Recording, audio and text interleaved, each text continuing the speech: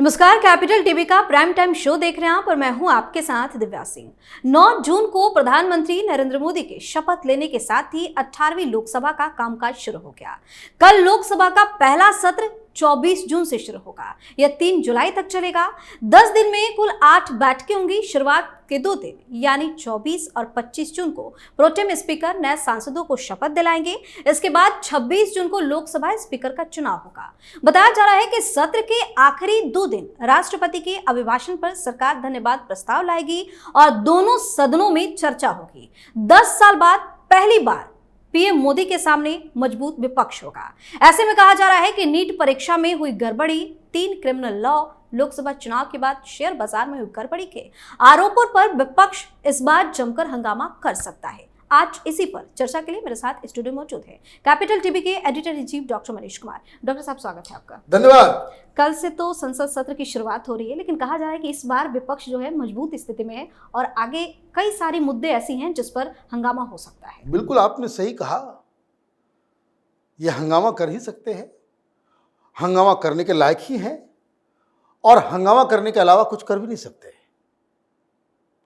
ये कितनी, इसको कह सकते हैं कि it's a sad commentary on Indian opposition. जहां पढ़ो वहां पर यही बात कहा, भाई हंगामा, पार्लियामेंट हंगामा करने की जगह है, वहां पे हंगामा करने के लिए आप जाएंगे? मतलब ये समझ में आने वाला, it is beyond any reason कि हमारी संख्या बढ़ गई, हम हंगामा करेंगे। ऐसे तो 10 साल रो रहे थे कि डेमोक्रेसी में मजबूत विपक्ष होना जरूरी है। ठीक है, जनता ने आपकी आवाज सुननी, मजबूत कर दिया, तो मजबूत किस लिए किया? पार्लियामेंट्री डेमोक्रेसी को मजबूत करने के लिए, संविधान को मजबूत करने के लिए, हंगामा करने के लिए। ऐसे तो बड़ा नौटंकी करते रहते हैं राहुल गांधी, संविधान लेकर के घूम रहे थे कि इसको खराब नहीं होने देंगे, इसको बचे। तो ये क्या हंगामा करके संविधान बचेगा? माने कितने बौने लोग हैं, मुझे समझ में नहीं आ रहा। कहीं एक भी न्यूज आर्टिकल, ओपिनियन पीस कहीं यही नहीं मिला कि राहुल गांधी ने या कोई इंटरव्यू में कहा हो या विपक्ष ने यह कहा हो कि we will utilize our strength in creating a better system. सरकार को कोई गलती करने का मौका नहीं देंगे, अच्छे कानून में समर्थन करेंगे, खराब कानून पास नहीं होने देंगे, तब तो डेमोक्रेसी मजबूत होगी जी। लेकिन खबरें क्या आ रही है? नीट के ऊपर हंगामा करेंगे। क्यों? मोदी सरकार एक एग्जाम नहीं करवा सकती, यही कह रहे हैं ना। अगर पार्लियामेंट में नीट के ऊपर हंगामा आपने किया, यह नीट का मसला राजनीति को कुर्बान हो जाएगा। हंगामा आपने किया तो राजनीति के नाम पे एक कुर्बान हो जाएगा। करोड़ों अभी और आने वाले बच्चे जो कंपटीशन में हिस्सा लेंगे, जो एग्जाम देंगे, तुम्हारे बच्चे तो नहीं करते, ये कोई नेता का बच्चा थोड़ी एग्जाम देता है। ये सब जो पार्लियामेंट में बैठा हुआ है, सब जो तमाम खरबपति अरबपति और जो नहीं है वो 5 साल के बाद बन जाएगा माल खा खा के। इनके बच्चे तो ये सब एग्जाम देते नहीं हैं, वो तो विदेश में पढ़ते हैं, उनका अलग क्रियाकलाप है, कहानी अलग है इनकी। दिल्ली में आते सबको हवा लग जाता है, खैर वो कहानी अलग। लेकिन मुझे कोई बताए कि आप इसके ऊपर राजनीति करना चाह रहे हो, हंगामा करना चाह रहे हो, या विपक्ष एक ऐसे सिस्टम बनाने में सरकार की मदद करना चाहती है कि जिसमें फिर कभी कोई पेपर लीक ना हो, किसी के साथ अन्याय ना हो। The point is this, approach की बात है, अप्रोच की बात है। आपने तय कर लिया कि भाई हंगामा करेंगे, कर लीजिए हंगामा, कर लीजिए हंगामा, क्योंकि हंगामा करने के अलावा तो आपके पास कुछ बचा नहीं। ये ऐसे निर्लज्ज विपक्ष है देश का कि अभी तक हार स्वीकार नहीं किया है। अभी तक किसी ने यह नहीं कहा कि हां प्रधानमंत्री जी आप चुनाव जीत गए, वो प्रधानमंत्री बन गए। हालांकि तुम्हारे मानने ना मानने से तो कुछ बदले होने वाला है नहीं, प्रधानमंत्री भी बन गए। 303 सीटें जब बीजेपी को आई तो जो गृह मंत्री था 303 में वो आज भी है, जो रक्षा मंत्री था वो आज भी है, जो वित्त मंत्री था वो आज भी है, जो विदेश मंत्री था वो आज भी है। क्या हुआ? क्या हो गया? रेल मंत्री भी वही, शिक्षा मंत्री भी वही, सब कुछ तो वही है। क्या बदलाव हुआ? लेकिन कुछ लोगों को पूछ जो टेढ़ी की टेढ़ी होती है, कुछ भी कर दो उसको पाइप में रखो 20 साल, जैसे आप पाइप निकालोगे फिर वो टेढ़ी की टेढ़ी। आप सुधरने को तैयार ही नहीं है। डोभाल साहब आ ही गए, सब कुछ तो वही चल रहा है।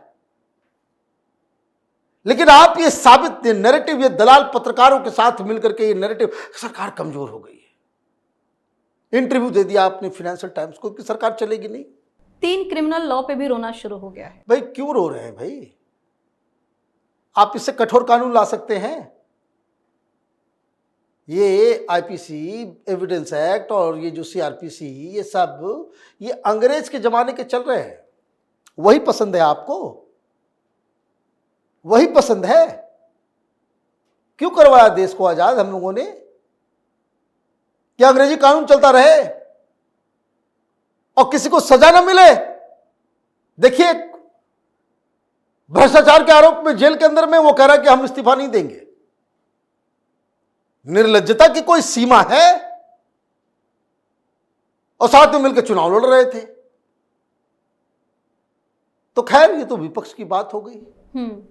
प्रधानमंत्री मोदी जो है वो कहते हैं ना, धीरे धीरे रे मना, धीरे सब कुछ होए। राजनीति में पेशेंस की बड़ी आवश्यकता होती है। आपने देखा कि प्रधानमंत्री की भाव भंगिमा में, उनके बॉडी लैंग्वेज में और उनके बर्ताव में तिनके भर का फर्क नहीं आया है। तिनके भर का फर्क नहीं आया है। 272 में भी ऐसे ही थे, 303 में भी वैसे ही हैं और 240 में भी वैसे ही है। वैसे ही फैसले हो रहे हैं, वैसे ही सब कुछ हो रहा है। बात क्या चली? आइए, अभी घूम घूम के विपक्ष जो है वो कोई चिदम्बरम गए थे। बताइए, चिदम्बरम ममता बनर्जी को समझाने गए थे। क्यों समझाने गए थे? बहुत सारा उसका कारण है, लंबा हो जाएगा वीडियो। उनके भ्रष्टाचार बंगाल में जो है वो उसको छापने पोतने में चिदम्बरम साहब की पत्नी बड़ा मदद करती हैं। तो वो कहानी अलग है, वो कभी और बात करेंगे। तो ये चिदम्बरम गए थे ममता बनर्जी के साथ बातचीत करने के लिए। भाई क्यों? राहुल गांधी को नेता मान लें? भाई नेता प्रतिपक्ष कौन है? कौन बनेगा नेता प्रतिपक्ष? क्योंकि राष्ट्रपति जी का भाषण होगा, उसके ऊपर धन्यवाद दिया जाएगा, तो लीडर ऑफ अपोजिशन को तो बोलना पड़ेगा। तो वो कौन बोलेगा? राहुल गांधी क्या इस जिम्मेदारी को लेने के लिए तैयार हैं या फिर भाग जाएंगे कोई भी रिस्पॉन्सिबिलिटी, अकाउंटेबिलिटी से? तो वो अभी घूम घूम करके कि महान नेता बना करके सारे लोग जो है मान लें कि राहुल गांधी हमारा जो है नेता है। अभी देखिए, अभी बवाल मचेगा। केजरीवाल कहेगा हम नहीं मानेंगे, ममता बनर्जी नहीं मान रही इसलिए मनाने के लिए गया है। अखिलेश यादव से जो है रिश्ता खराब हो रहा है। उधर महाराष्ट्र के अंदर बवाल मचा हुआ है। कांग्रेस पार्टी कह रही है कि हम 125 सीट पे लड़ेंगे। एनसीपी ने कह दिया कम से कम 100 सीट चाहिए, तो 225 सीटें ऐसी हो गई। और इस एमवीए में और भी, विकास अघाड़ी में और भी कुछ लोग हैं, उनका आंकड़ा जो है 38 के आसपास पहुंचता है। तो 20-25 सीट बच जाएगा शिवसेना के उद्धव ठाकरे के लिए। उद्धव ठाकरे परेशान चल रहे हैं कि ये क्या हो गया, मेरे साथ खेल कर रहे हैं ये लोग। वो कह रहे भाई तीनों इक्वल नंबर ऑफ सीट्स पे चुनाव लड़ेंगे। कांग्रेस ने साफ मना कर दिया, ये आपस में ही लड़ रहे हैं। और आपने कहा हंगामा, हंगामा आप करोगे किसके ऊपर? नीट के ऊपर। तेजस्वी यादव के पीएस, वो मामला खराब हो गया आपके लिए। तमिलनाडु के अंदर 40 लोगों की मौत हो गई नकली शराब पीने के चक्कर में। बीजेपी उस मसले को उठाएगी, आपकी बोलती बंद हो जाएगी। स्वाति मालीवाल का भी तो मुद्दा, स्वाति मालीवाल का भी मसला आएगा, जिसपे लड़की हूं लड़ सकती हूं प्रियंका वाड्रा चुप हो गई थी। भाई क्यों मौन रही हैं आप? तो ये सारी चीजें होंगी। तो ये मामला कन्फ्रंटेशंस के हिसाब से किया जाए। इफ अपोजिशन अगर करंट कन्फ्रंटेशन के मोड में आ गई कि भाई हर चीज में हंगामा करेंगे, लड़ेंगे, ये करेंगे, तो फिर भी हारेंगे। और अगर इनकी बुद्धि सही रास्ते पे आई और देश में कैसे बेहतर कानून लाए जाए, क्या बेहतर किया जा सके, और उसके ऊपर पॉजिटिव डिस्कशन करेंगे, ये बहुत बड़ा मौका है। भारतीय जनता पार्टी इसलिए भी जीतती है क्योंकि पार्लियामेंट के बहस में, टीवी के बहस में कांग्रेस पार्टी अब तक ये विश्वास लोगों में दिला नहीं पाई है कि मोदी सरकार से बेहतर गवर्नेंस हम कर सकते हैं।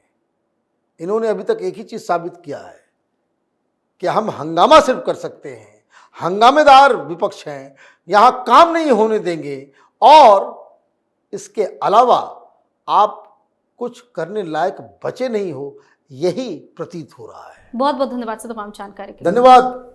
तो लोकसभा में इस बार नेता प्रतिपक्ष भी होगा। पिछले 10 साल से लोकसभा में नेता प्रतिपक्ष का पद खाली है क्योंकि 2014 के बाद से किसी भी विपक्षी दल के 54 सांसद नहीं जीते। ऐसे में इस बार विपक्ष अपने मुद्दों को कितनी मजबूती से उठा पाता है, देखने वाली बात होगी। और सत्ता पक्ष किन मुद्दों पर विपक्ष की बोलती बंद करेगा, यह भी देखना बेहद ही दिलचस्प होगा। आप अपनी राय हमें कमेंट करके जरूर बताएं। वीडियो को लाइक करें, शेयर करें और सब्सक्राइब करना बिल्कुल ना भूलें। धन्यवाद।